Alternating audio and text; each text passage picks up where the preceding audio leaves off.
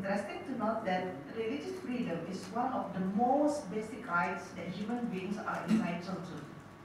That is why religious freedom is stated in all historical documents on human rights.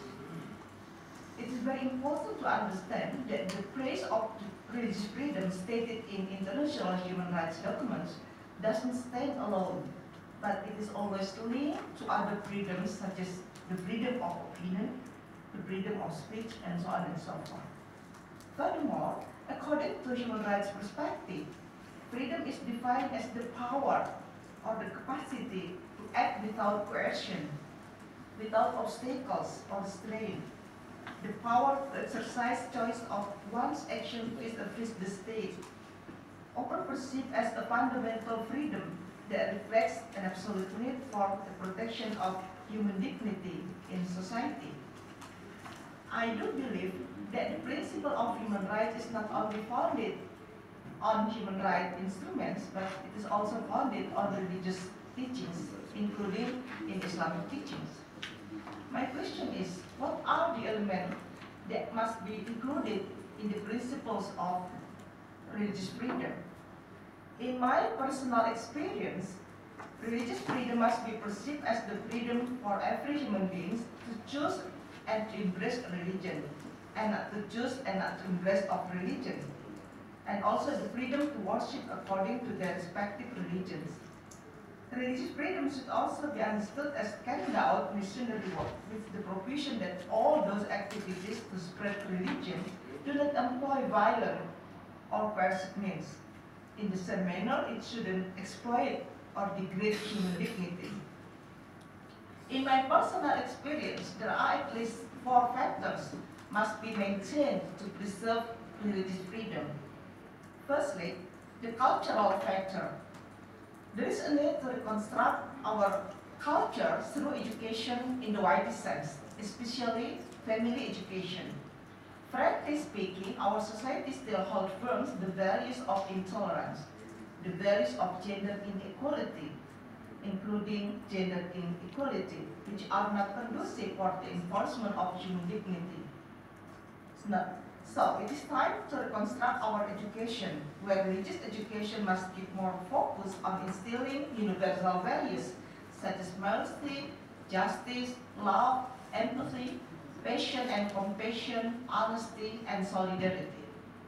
Religious education must be able to change human behavior into a more humanistic one, because I do believe that the final objective of every single religion is to humanize human beings.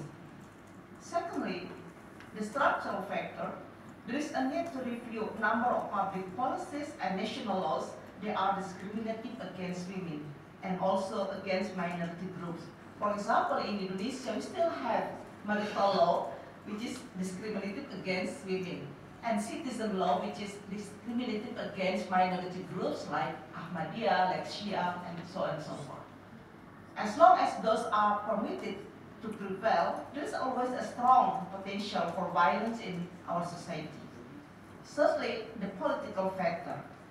The government must stand firmly on the principle of substantial democracy. The government should not bow down to groups who claim to represent a religious community in the name of God, in the name of religion. The last factor is theological factor. There is a need to propose a new interpretation in religious teachings, which are more conducive for the fulfillment of human dignity, which are more compatible with the principles of human rights. Finally, I would like to suggest some statements for our meeting today. Firstly, it is very important to redirect religious position by putting more emphasis on multicultural principles and teaching of universal values, not by teaching the ritual aspect that are legal formal in nature. Religious communities should implement the golden rules or the values of humanistic religion, such as don't do to other what you don't like the other do it to you. Such as killing innocent people means killing all human beings. If you want to stand up others. If you want progress others. Even tomorrow will be doomsday. If you have seed in your hand, plant it for future generation and many others. This is the golden rule in every religion.